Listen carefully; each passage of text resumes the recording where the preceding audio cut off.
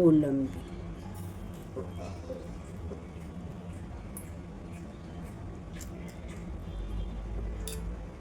जिवंत कोलंबीचा सार. ह्याच्यात तुम्ही बटाटो पण घालू शकता सर. बटाट्याने पण चव छान लागतात.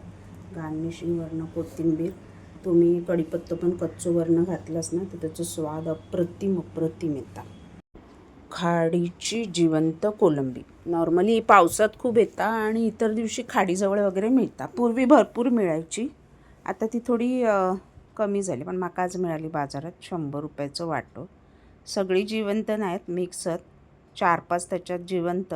आणि ही कोलंबीची फक्त डोक्या आणि शेपटी काढतात आणि त्याचा कवच तसाच ठेवतात आणि त्याका ती चव असतात त्याच्यावरच्या कवचला. टूथपिकने फक्त मी मधनं दोरो काढून घेते, स्वच्छ करून घेते. स्वच्छ धुवून मग नंतर आपण त्याचा मालवणी सार इतका चमचमीत झणझणीत मस्त भाताबरोबर आणि चपाती भाकरीबरोबर अप्रतिम लागता. मिळाली बाजारात तर करून बघा. मालवणी जिवंत कोलंबीचा सार बनवतो. कोलंबी मका आज मिळाली, अर्धी जिवंत अर्धी थोडीशी, पण ठीक आहे. पावसात येतात नॉर्मली, पण आज बाजारात कशी काय एवढीशी मका 100 रुपयात मिळाली. तर त्याचा सार बघतो. मालवणीत का बोलतं आहे असा प्रश्न पडत ना. बऱ्याच लोकांनी प्रश्न विचारले आणि मालवणी रेसिपी, मालवणी टाकतोस तू. मालवणी एकाही व्हिडिओत बोलत नाही, म्हणून आज ठरवलं की थोडंसं मालवणी बोलूया. कोथिंबीर थोडीशी, अगदी एक 3-4 माणसांका पुरा तेवढा, घट्ट पातळ तुमच्या आवडीनुसार. अगदी 3-4 चमचे ओला खोबरा, अर्धो टोमॅटो, अर्धी कैरीचा आंबटपणाची चव अप्रतिम येतात. ही जरा पिवळी झाली आहे पण आंबट असा. बरेचसे गावावरनं कैरी आणलेले 5-6 छोटे, पण ते पिवळे झाले, तर त्याचा मी रायता बनवेन. कापून बघितलं तर सगळे पिवळे झाले, त्यातल्या त्यात ही कापले तर ती थोडी आंबट आहे. मेथी अगदी 1/2 चमचा. मेथीनं आंबटपणा आणि असं त्याचं बाधत नाही आणि चव अप्रतिम लागतात. नंतर बडीशेप अर्धा चमचा धने. सुके मिरचे माझ्याकडे एवढेच रवले होते, म्हणजे कमी होते, ते घेतले. लागलो तर वरनं लाल मसालो मिरची पावडर वापरेन. आता मसालो बनवताना सुके मिरचे घेतले मी. मालवणात मका होते, पण मुंबईपेक्षा मालवणात रेट सुक्या मिरच्यांचं जास्त होतो, का ते माहीत नाही. हळद 1/2 चमचा, लसूण, आणि आता ह्या मीठ घेतलं आहे चवीनुसार. गरगरीत वाटून घेतलं आहे. फोडणीत ठेचून थोडेसे 5-6 लसूण पाकळे. कोलंबी साफ करून पाण्यात भिजत ठेवलं आहे आणि आता ह्या गरगरीत पहिला वाटून घेते. याच्यात मी कांदा अजिबात वापरले नाही, फोडणीतसुद्धा कांदा नाही वापरलं आहे. याच्यात मी कढीपत्ता वापरेन फोडणीत आणि लसूण. अप्रतिम लागतं ह्या सार. तुमका कैरी आता कैरी सीझन, कैरीनंच याची अप्रतिम चव येतात. वाटणात नसती घालायची तर फोडी करून रश्श्यात पण घालू शकता. दाताखाली लिहिल्यावरती छान लागतात.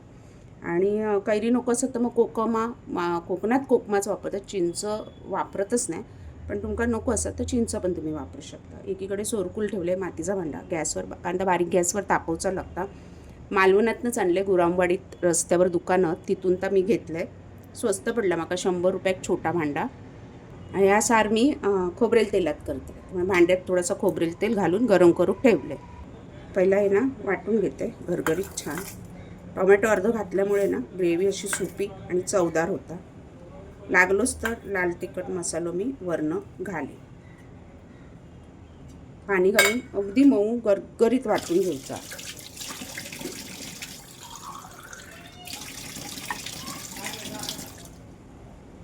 गावाकडच्या खोबरेल तेलात धूर का येतं म्हणून मी प्रश्न केले, म्हणजे माका पण माहीत नव्हता.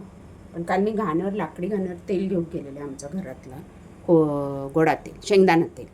त्यांनी सांगितलं नाही की लाकडी घाणू फिरताना पाणी मारूचं लागतं, तर फिरला जाता, नाही तर सुका तर फिरला जात नाही आणि तेल निघत नाही. त्यामुळे तो पाणी मारल्यामुळे त्याका तो थोडं दूर येतात. तर आपलं तेल छान तापला. लसूण ठेचलेली, कढीपत्ता छान परतून घेऊया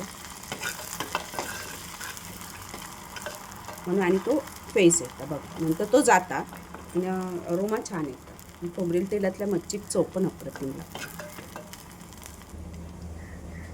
छान परतून झाला वाटण. आता याच्यात मी पाणी घालून किती आपल्या हव्या तेवढा पातळ, थोड्या माणसांचा म्हणून मी छोटा सोडपूल घेतले आणि मोठा पण असं. गॅस थोडं मोठं करते. थोडी कोथिंबीर आधी घालते, थोडी नंतर. पाणी घालते, त्याच्यात कोलंबी पण घालूची आहे. चांगला रटरटा उकळू दे. मीठ ऑलरेडी वाटणात घातलेला, कैरी आंबट घातलेली आहे. तिखट कमी वाटलं तर थोडासा मी लाल घालेन. परफेक्ट. तिखटची गरज नाही आहे कारण त्याच्यात लवंगी मिरची होती 1-2 बारके तुकडे, त्याने तर छान कलर नसलो तरी चांगला तिखट झाला. मीठ थोडा कमी आहे पण मी कोलंबी घातल्यानंतर मग घालेन. आता त्याला चांगली उकळी येऊ दे. शेंगाचे ना तुकडे होते ते 2 टाकते. चव अप्रतिम लागता. आयत्या वेळी तर सुचला माका, डोळ्यासमोर दिसले. आणि आता छान असं ना बारीक गॅसवर शेंगा पहिले शिजवून घेते कारण कोलंबी लास्टला टाकतले. कोलंबी जास्त शिजवायचा नाही. गावठी भात एकीकडे गावावरनं तांदूळ आणले, सुरे तांदूळ, त्याचं बनवते. साराबरोबर खाण्यासाठी चविक अप्रतिम लागता. बिना पॉलिशचं शेतातलं गावठी भात, सुरे भात बोलतात ते का मालवणी. छान उकळला. एक 5 मिनटं उकळवले फक्त शेंगांसाठी, नाही तर काय जास्त उकळवची गरज नव्हती. कोलंबी घालते आता त्याच्यात. मीठ थोडं कमी आहे चवीनुसार, जाडा मीठ. आणि आता ही कोलंबी